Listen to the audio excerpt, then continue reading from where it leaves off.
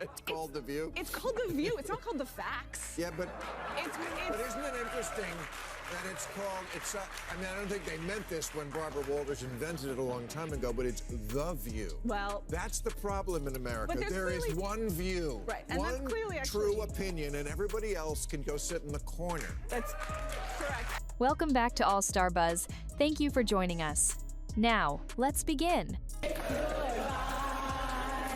They're disgusting. She's Anna Navarro in your wildest imagination. You could never solo host a show. You will only ever make it as part of an ensemble, and you could never hope to achieve the success that Tucker Carlson has. So you can sit in your little cheap seats all day long and enjoy your little negative henpecking, but your careers are going nowhere, and Tucker is about to dominate. It all went down on live television, and it wasn't just a debate, it was a demolition. Imagine sipping your morning coffee, flipping on The View, and watching Sunny Hostin go from confident and smug to completely steamrolled in just a few segments.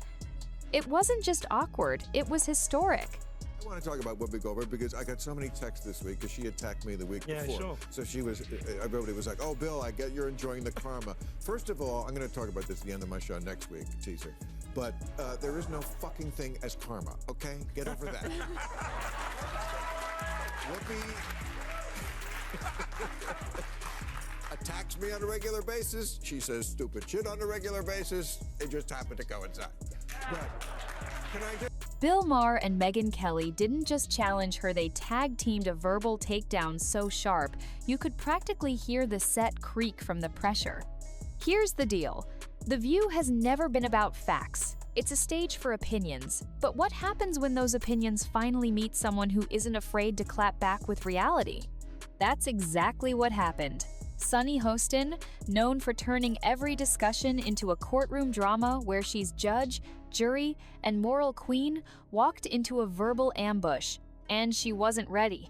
That hot mess that they air in the mornings, called The View, had to issue not one, not two, not three, but 4 corrections, legal corrections, 4 legal notes. Not to mention what they did at that debate, where once again, they tried to fact check only one side, and then when their fact checks got fact checked, they cowered. They cowered in fear. I mean, this is a pattern with them. Bill Maher's sarcasm? Cutting. Megyn Kelly's delivery? Ice cold. Together, they dismantled Sunny's entire argument structure piece by piece. One moment, she's sipping tea like everything's under control. Next, she's floundering, barely holding onto her note cards like a lifeline. By the way, before we continue, don't forget to like this video and subscribe to the channel. It really helps us grow and share more intriguing stories. Now, let's continue. Because this clash? Oh, it's only just getting started. Any term you want. Okay. Because maybe that is a word that's triggering, and so let's not use that word. I don't know, want to call it the super far left, but don't tell me the left Maybe the super far right. Well, he's talking about the left. Well, then okay, but we talked about that. I mean, I think we agree about the danger of the super far right, and I can't say it enough. I think they're the bigger threat. But don't tell me that the left hasn't changed. I mean, I'm old enough to remember when it was the conservatives who hated the Jews. Yeah. Okay. Let's talk about what really made this moment explode, because it wasn't just a disagreement, it was a clash of styles, and Sunny Hostin wasn't built for this kind of heat. While she strutted into the conversation with that usual air of superiority, she didn't realize she was walking into a trap set by 2 people who didn't play by The View's rules. Bill Maher doesn't need to shout. He slices with dry wit and sarcasm so sharp it stings hours later. Megyn Kelly doesn't need dramatics. She calmly lays out facts with surgical precision. And in that environment, Sunny's over-rehearsed outrage and moral sermons crumbled like stale cookies. You could feel it, the shift in tone, the awkward silences, her once confident smirk fading with every jab. Smarter. And finally, new rules. Stop saying that Whoopi Goldberg getting yanked from The View right after she attacked me on The View is karma. There's no such thing as karma, sorry. Sorry, but life is random. The only word to describe it when a big game hunter gets trampled by an elephant and then eaten by lions is hilarious.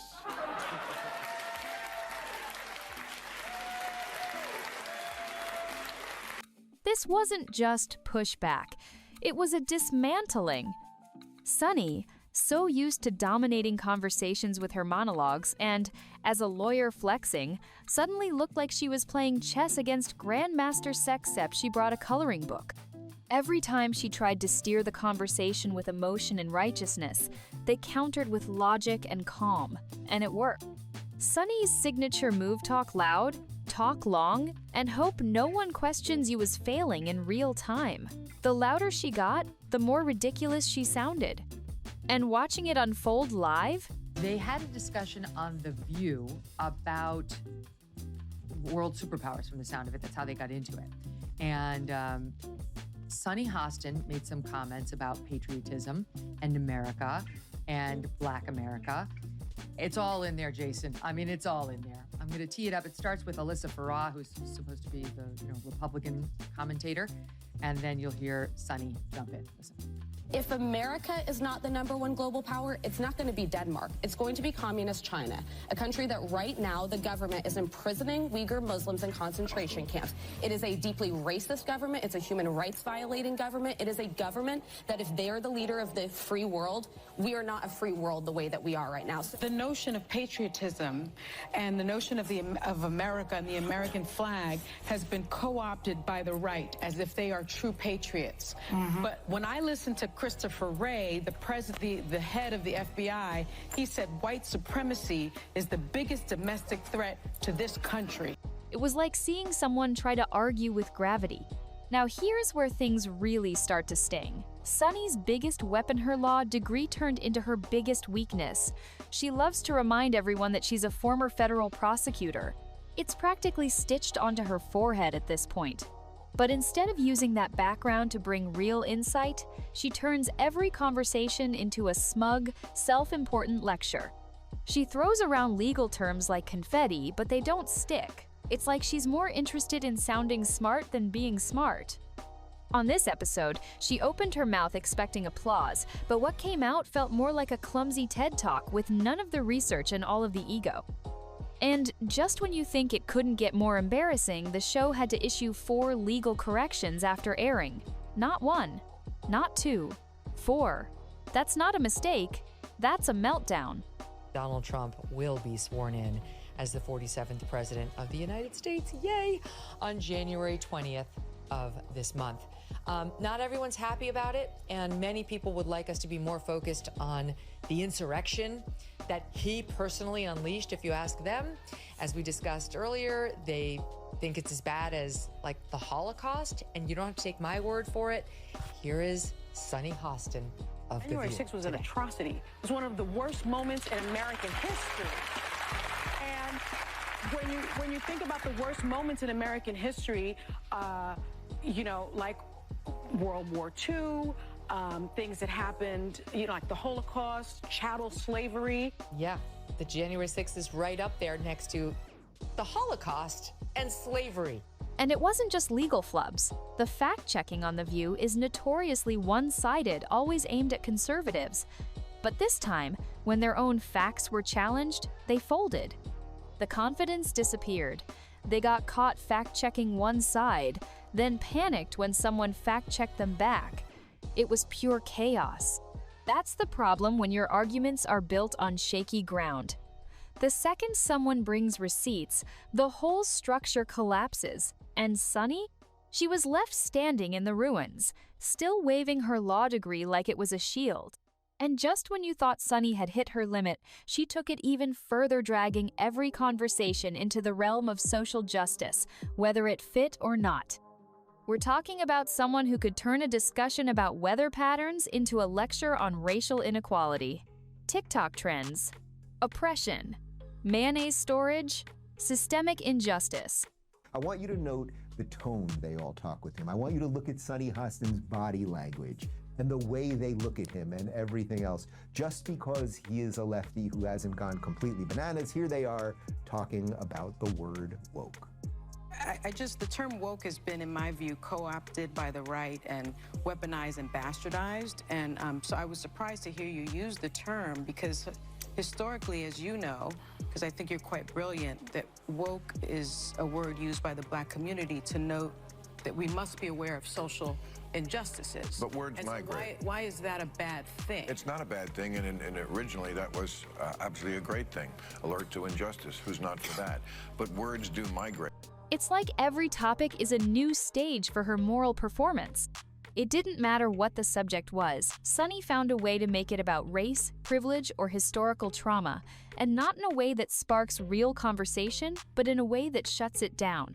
Her takes weren't just heavy-handed, they were exhausting. Like watching someone read Twitter threads out loud with the volume stuck at maximum outrage. Even Whoopi Goldberg, who usually rides with her co-hosts no matter what, looked like she'd had enough. There was visible discomfort, awkward pauses, and moments where even Whoopi had to step in and redirect the spiraling conversation. When your own team can't back you up anymore, that's a red flag. Sunny doesn't debate, she performs. And when that performance gets interrupted by people who won't play along like Bill and Megyn, she doesn't adjust, she doubles down. Louder voice, more buzzwords, less logic. At that point, the audience wasn't watching a discussion. They were watching a train fly off the tracks in slow motion. Whoopi Goldberg was angry when Alyssa pointed out that Trump went to the funeral of Officer Diller on Long Island, and Joe Biden went to a podcast. Look at Whoopi Goldberg's reaction. Choose what you like there, but for Republicans, it was good imagery. Really? One day later, yes. And I'm asking that because I was so offended, because you know who showed up, and he was, whether he was asked or not. This is a man who didn't care what happened to the officers on January 6th. She promotes Joe Biden and Kamala Harris every day on that show. Trump wasn't supportive enough of the cops who were, yes, in danger on J 6th. How does that explain their behavior on a daily basis? Now let's get into the moment where everything completely unraveled. The segment turned to a serious global topic world superpower, and things got heated fast. Alyssa Farah, the show's token Republican, brought up the dangers of China becoming the dominant global force. She highlighted real, horrifying issues: the imprisonment of Uyghur Muslims, human rights violations, the authoritarian grip of the Chinese regime. And then Sunny jumped in. Instead of addressing any of that, she steered the conversation straight into identity politics. She claimed the idea of patriotism has been hijacked by the right and somehow linked that to white supremacy. Suddenly, the conversation wasn't about global threats, it was about who gets to fly the American flag and what it symbolizes. Then came the jaw-dropper.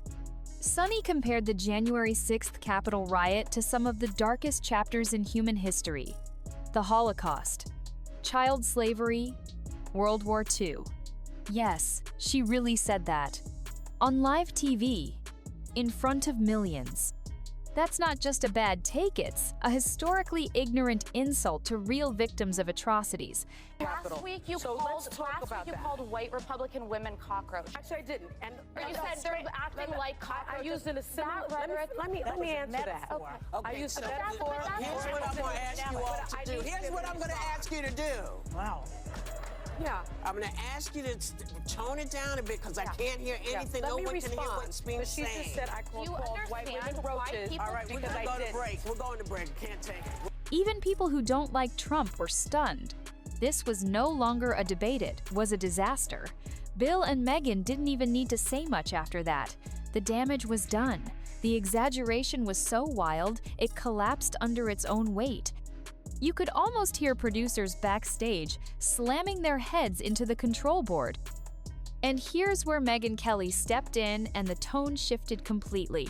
While Sunny was ramping up the drama, flinging historical comparisons like darts in a dark room, Megyn didn't raise her voice or roll her eyes.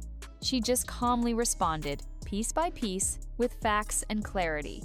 No theatrics, no yelling, just precision. And it worked like a scalpel.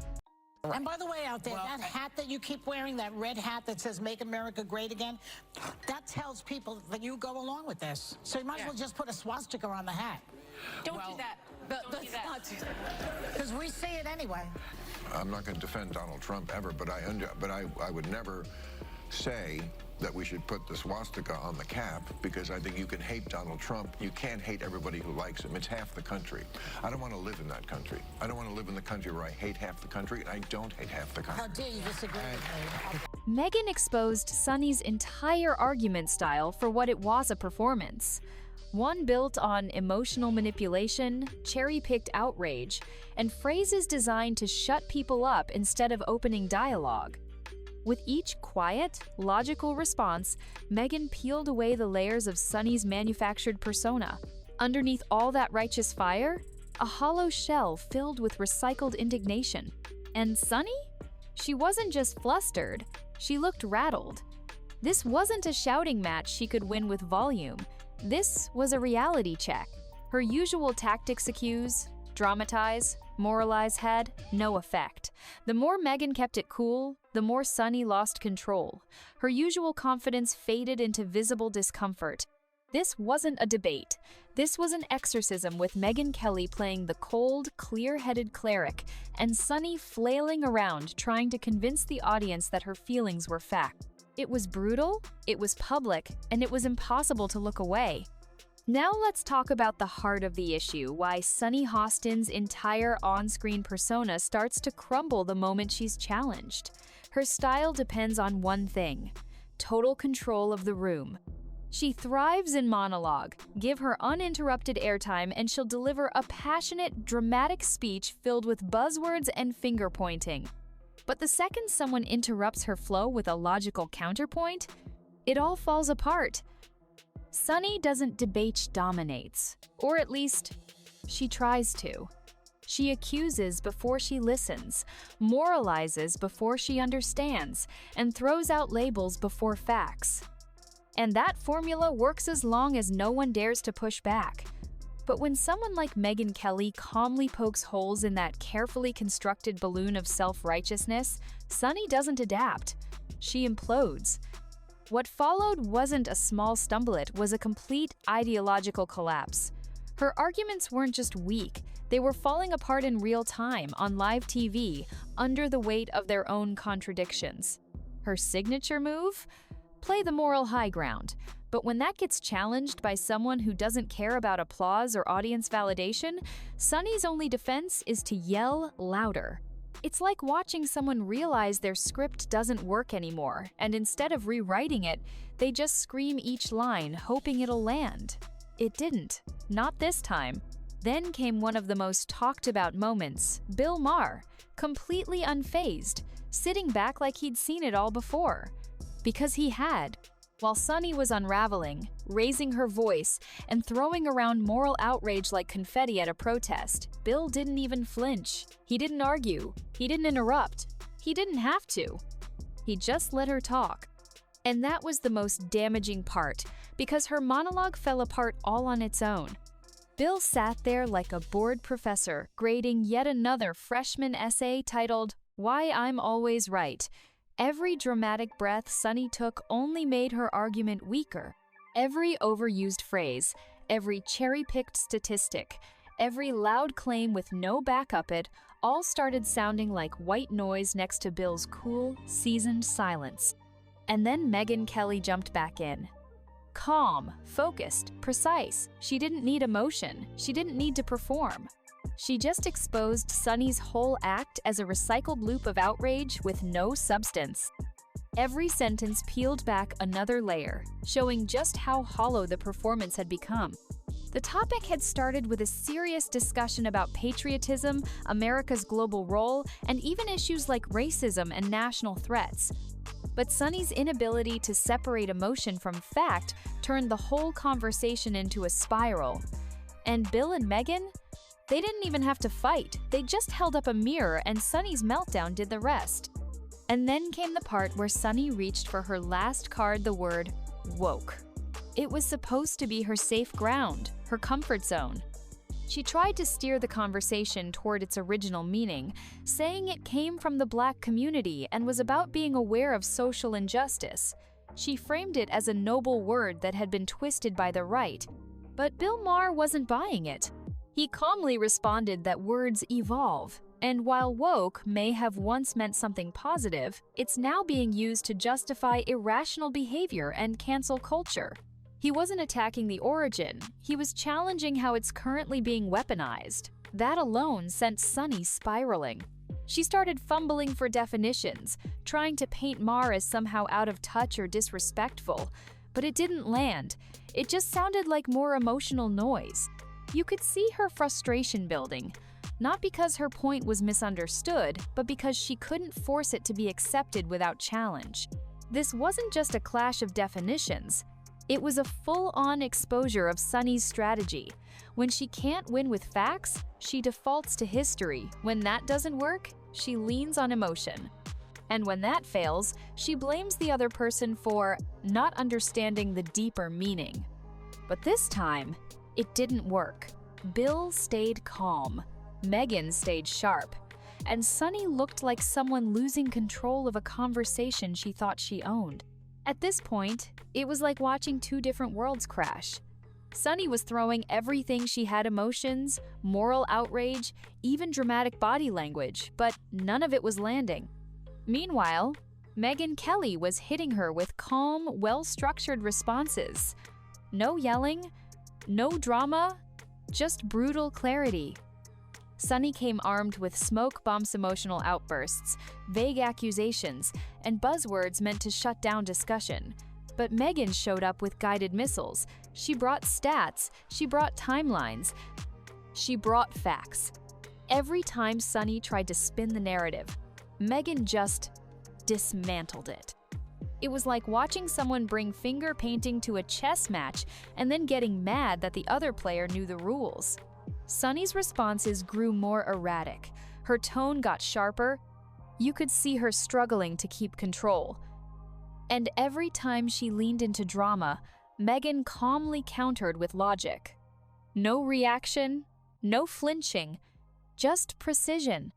It was uncomfortable and impossible to turn away from. And the most shocking part? You could actually see Sunny short-circuiting in real time. Every time Megyn made a solid point, Sunny's eyes darted, her voice rose, and she retreated into a fortress of indignation. She wasn't listening. She was reacting. Like someone who can't stand being disagreed with, especially by another woman who won't play along with the performance. That's when it became clear this wasn't a debate. It was a collapse. And just when you thought it couldn't get any more uncomfortable, Sunny made her biggest misstep, yet trying to turn the whole thing into a war on comedy. That's right, she came for the jokes. Now remember, Bill Maher is a comedian. His whole brand is poking fun at power, politics, and hypocrisy on all sides. But to Sunny, sarcasm is dangerous. Satire is a threat.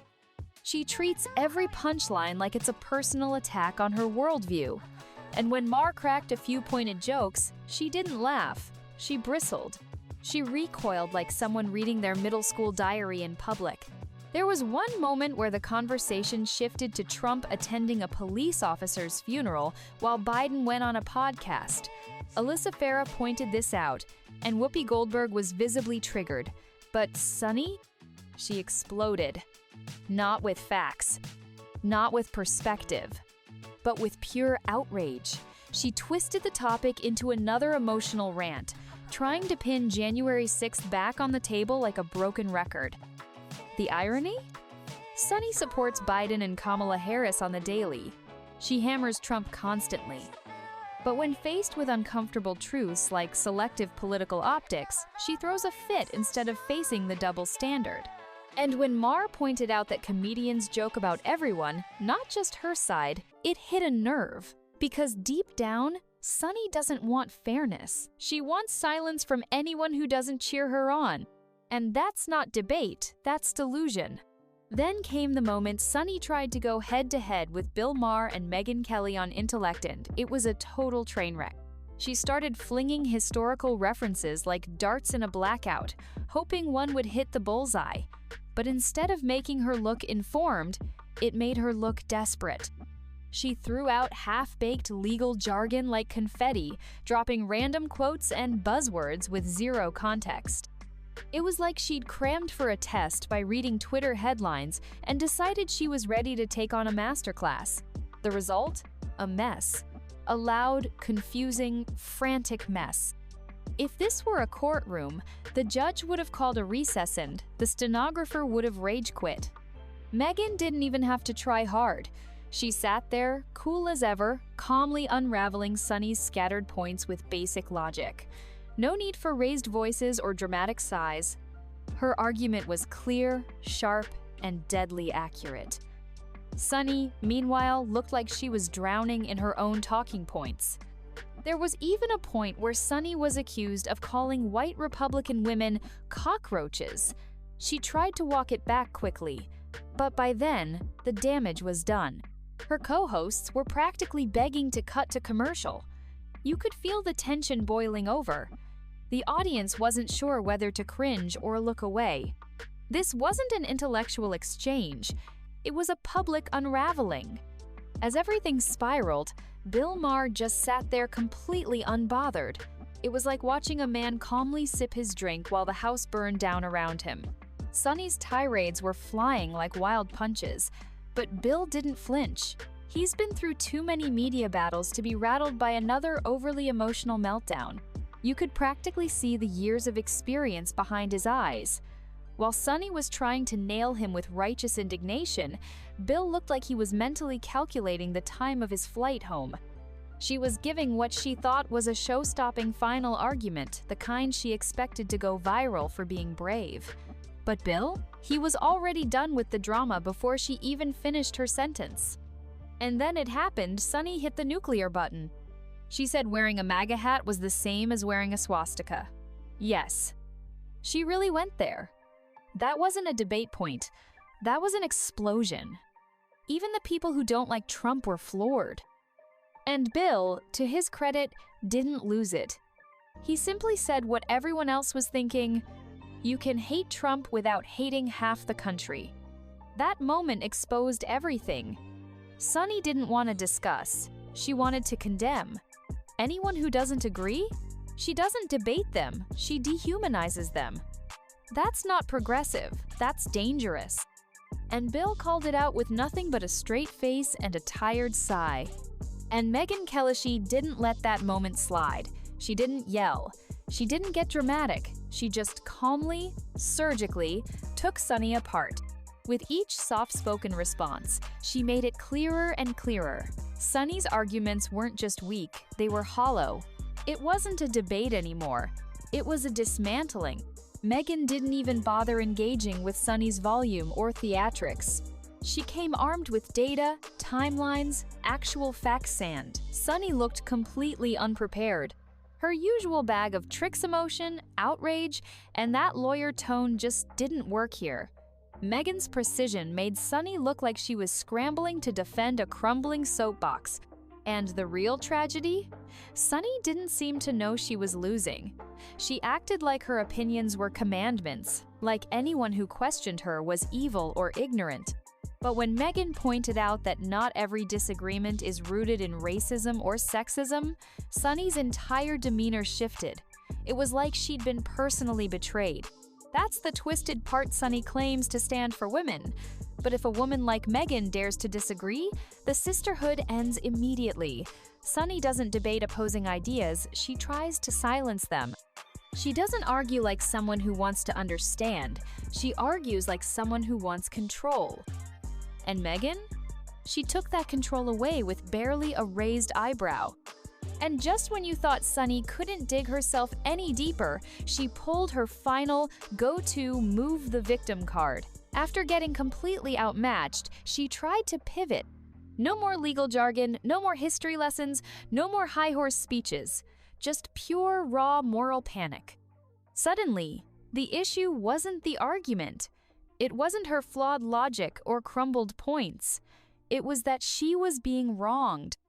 she switched gears from aggressive debater to emotional martyr, acting like any challenge to her views was somehow a threat to democracy. Puppies, brunch take, your pick. It was classic deflection. When cornered by facts, shift the focus to feelings. But Bill Maher doesn't play that game. He didn't take the bait. He simply pointed out how ridiculous the entire conversation had become and left Sunny sputtering. You could see it. She had nothing left to say, but she kept talking, trying to patch the holes in her credibility with whatever noise she had left. And Megyn? She'd already finished the job. With every calmly delivered truth bomb, she stripped away the illusion that Sunny's views were unshakable. The collapse wasn't lauded, was quiet, humiliating, and complete. Sunny came in thinking she'd deliver a lecture that would shake the room. Instead, she got schooled in logic, humor, and the radical idea that maybe, just maybe, shouting doesn't make you right. If you enjoyed this video, don't forget to hit the like button and subscribe to this channel. Also, drop your thoughts in the comments. See you on the next one.